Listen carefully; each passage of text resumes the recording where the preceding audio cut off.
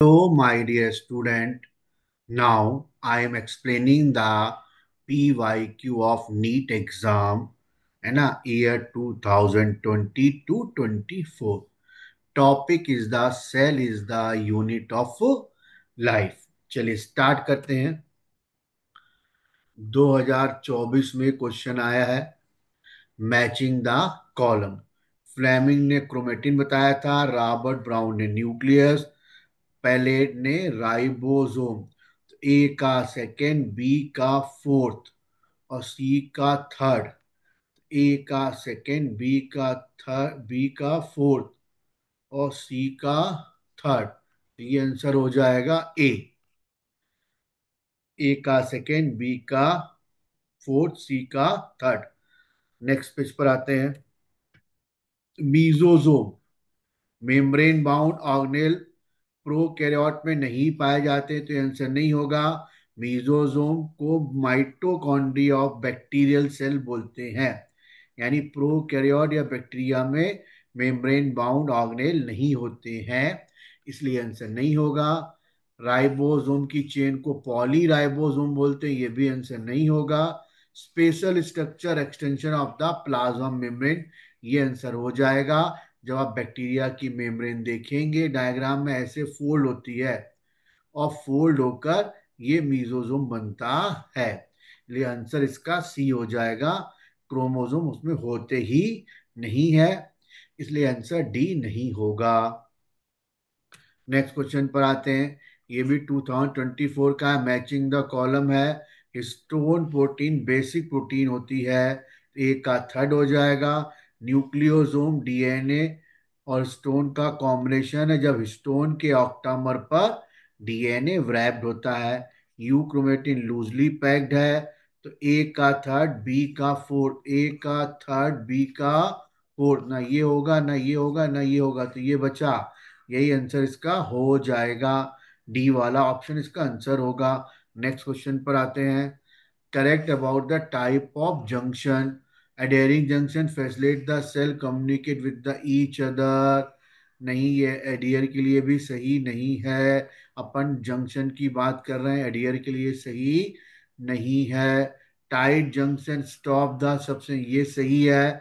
Tight junction इतना tight होता है कि लीकेज स्टॉप कर देता है, तो बी सही है। Tight junction performing the cementing, ये पूरा सही नहीं है ना, सील करता है, तो ये आंसर नहीं आएगा।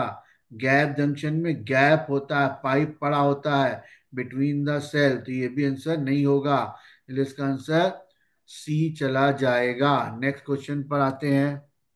फिर ये मैचिंग द कॉलम आ गया 2024 का। F1 particle mitochondria stone chromosome पर मिलेगा, एक्सोनीमा सीलिया पर मिलेगा।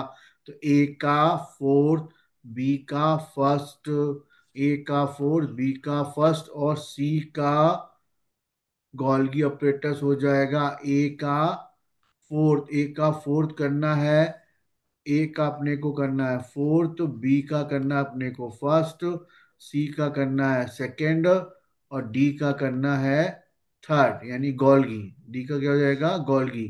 तो ए का फोर्थ, बी का फर्स्ट, सी का सेकंड, डी का थर्ड, तो ये आंसर हो जाएगा। नेक्स्ट क्वेश्चन पर आते हैं, है ना। नीट 2024 का क्वेश्चन है। Two statement concentrically arrange cisternae of Golgi सही है, नियर द न्यूक्लियस होती है, कॉन्वेक्स होती है, मैच्योरिंग नहीं होती यहाँ पर। यहाँ फॉर्मिंग आएगा तो स्टेटमेंट गलत हो जाएगा, है ना। Number of protein modified the Golgi सही है, before the release from the trans face आएगा, सिसफेस नहीं आएगा, तो ये भी स्टेटमेंट गलत हो जाएगा। अब जब भी सवाल आ पाए तो ये दोनों स्टेटमेंट गलत हैं, है ना। तो both the statement are wrong, इसका आंसर फर्स्ट भी नहीं होगा, सेकंड भी नहीं होगा, फोर्थ हो जाएगा। Both the statement of false. तो आप लोग डी आंसर यहाँ लिखा करिए। क्वेश्चन नंबर के पास अगर आप डी आंसर लिखेंगे तो आपको याद आएगा सेकंड का डी, इससे कभी भी ऑप्शन भरने में गलती नहीं होगी। नेक्स्ट पेज पर आते हैं, है ना। न्यूक्लिय भी match the column nucleolus ribosome की आरएनए सिंथेसिस करता है। सेंट्रियोल कार्टविल है, तो ए का हो जाएगा थर्ड, बी का हो जाएगा सेकेंड, सी का हो जाएगा न्यूटन वाला फोर्थ, सी का हो जाएगा फोर्थ। तो ए का थर्ड, बी का सेकेंड, सी का फोर्थ, डी का फर्स्ट। इसका ये फर्स्ट आंसर हो जाएगा, है ना। ये नहीं होगा क्योंकि सी का फोर्थ होगा। नेक्स्ट क्वेश्चन पर आते हैं, तो यहाँ आपको लिखना आंसर ए। नेक्स्ट पेज पर आते हैं। DNA present in the chloroplast. Chloroplast का डीएनए डबल स्ट्रैंड और सर्कुलर होता है, जिसका आंसर बी आ जाएगा। लीनियर नहीं होता है, ए और सी कट जाएंगे। सिंगल स्ट्रैंड नहीं होता है, डबल स्ट्रैंड का मतलब होता है एक स्ट्रैंड ये और दूसरा स्ट्रैंड ये, तो ये डबल स्ट्रैंड हो गया, इसलिए आंसर बी जाएगा। फिर मैच द कॉलम आ गया, है ना। एक्सोनीम ए का, सीलिया फ्रेला ए का सेकंड हो गया। कार्टविल सेंट्रियोल में बी का क्या हो जाएगा, फर्स्ट हो जाएगा। क्रिस्टी माइटोकॉन्ड्रिया में सी का क्या हो जाएगा, फोर्थ। ए का सेकंड, बी का फर्स्ट, ए का सेकंड, बी का फर्स्ट, डी आंसर हो जाएगा। यहां लिखना आंसर डी क्या हो जाएगा, आंसर। नेक्स्ट पेज पर आते हैं, चलिए, है ना। नेक्स्ट क्वेश्चन पर आते हैं। फिर आ गया दो statement, mitochondria chloro both are double membrane, सही है, दोनों डबल मेम्ब्रेन होते हैं। Inner membrane relatively less permeable than the, compare to the chloroplast के कंपेयर में ज्यादा परमेबल होती है, क्लोरोप्लास्ट की लेस परमेबल होती है। तो ये स्टेटमेंट गलत हो जाएगा। अगर केवल माइटोकॉन्ड्रिया का पूछता तो सही था, लेकिन क्लोरोप्लास्ट के कंपेयर में ये ज्यादा परमेबल होती है, तो ये स्टेटमेंट गलत हो जाएगा। पहला सही हो जाएगा, है ना, दूसरा गलत हो जाएगा। तो आंसर सी आएगा, उसको भी इधर ही लिखना है।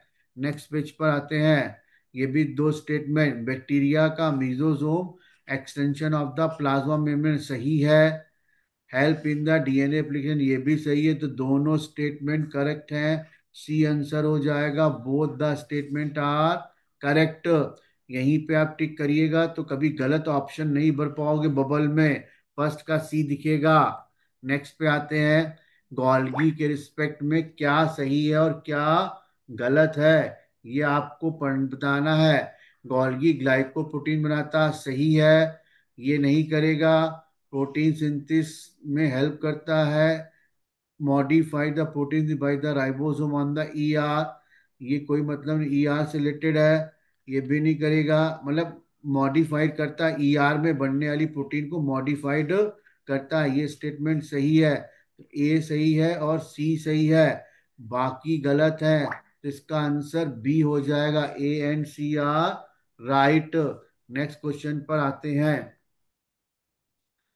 लीफ मीजोफिल सेल को कल्चर मीडियम में डालोगे तो हमेशा डी डिफरेंशिएशन आएगा। नेक्स्ट क्वेश्चन पर आते हैं।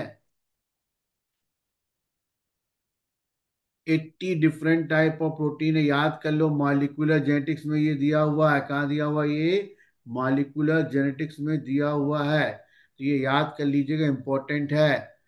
फॉलोइंग कैरियर और साइटोस्केलेटन मोटेलिटी में हेल्प करता है।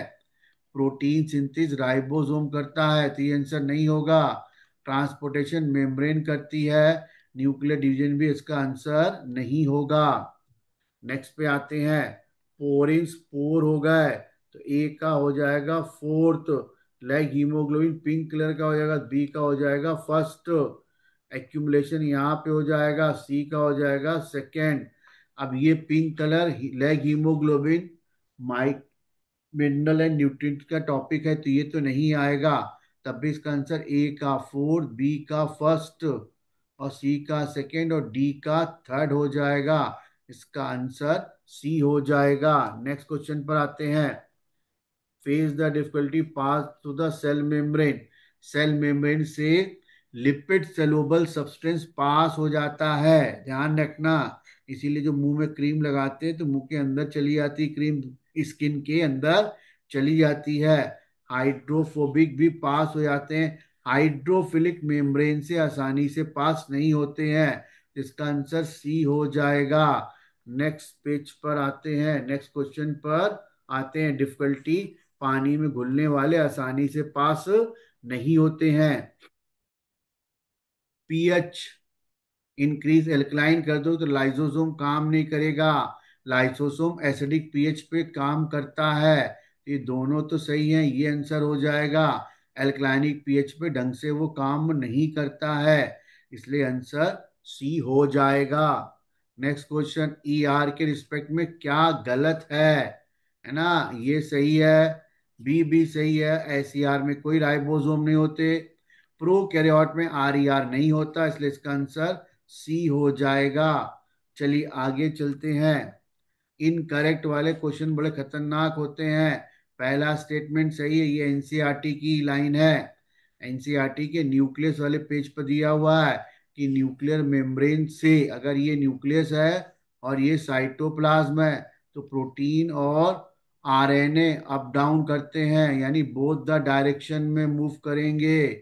पहला सही है। मैच्योर सीव ट्यूब में न्यूक्लियस नहीं होता, तो ये स्टेटमेंट गलत हो गया, यही आंसर हो जाएगा। माइक्रोब्यूल दोनों मिलेंगे प्लांट्स और एनिमल में, ये भी सही है, तो इसका आंसर बी हो जाएगा।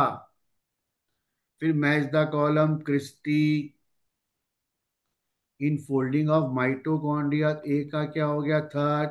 थाइलेकोइड डिस्क शेप स्ट्रक्चर हो गया, ये फोर्थ, तो बी का फोर्थ हो गया। सी का फर्स्ट हो जाएगा, तो ए का थर्ड, इसका आंसर डी हो जाएगा। ए का थर्ड, बी का फोर्थ, सी का फर्स्ट, डी का सेकेंड। चलिए आगे चलते हैं। सेंट्रोमियर बीच में होगा तो वी शेप्ड होगा, मेटासेंट्रिक। एक्रोसेंट्रिक में जे शेप्ड होता है, क्या होता है? जे शेप्ड। टीलोसेंट्रिक में आई शेप्ड, सब मेटासेंट्रिक में एल शेप्ड होता है ना? तो ये हो जाएगा आंसर इसका मेटासेंट्रिक, वी शेप बनेगा क्रोमोसोम। टीलोसेंट्रिक का ऐसे हो जाएगा, तो आंसर इसका बी हो जाएगा, जिसमें आर्म्स इक्वल रहती हैं। नेक्स्ट आते हैं, एंडो मेम्ब्रेन में क्या इंक्लूड है? माइटोकॉन्ड्रिया इंक्लूड नहीं है, तो माइटोकॉन्ड्रिया ले सारे ऑप्शन काट दो, तो आंसर क्या हो जाएगा? सी। इंक्लूजन बॉडी इंजेक्शन बॉडी नहीं होती है, इनकरेक्ट पूछा गया है, ध्यान रखना, तो यही आंसर हो जाएगा। प्रोकैरियोट के साइटोप्लाज्म में फ्री पाई जाती है, सही है। रिजर्व फूड मटेरियल है, ये भी सही है। प्रोकैरियोट का मेम्ब्रेन बाउंड नहीं है, ये भी सही है। बट ये सारे फीचर प्रोकैरियोट्स के हैं। नेक्स्ट पेज पर आते हैं। ग्लाइकोप्रोटीन और ग्लाइकोलिपिड, है ना, यूकैरियोटिक सेल में गोल्गी बॉडी में बनता है, बनना स्टार्ट तो ईआर में होता है, लेकिन एनसीईआरटी ने गोल्गी बॉडी दिया है, तो आंसर गोल्गी बॉडी ही आएगा, क्योंकि कंप्लीट यहीं पर होता है। नेक्स्ट पेज पर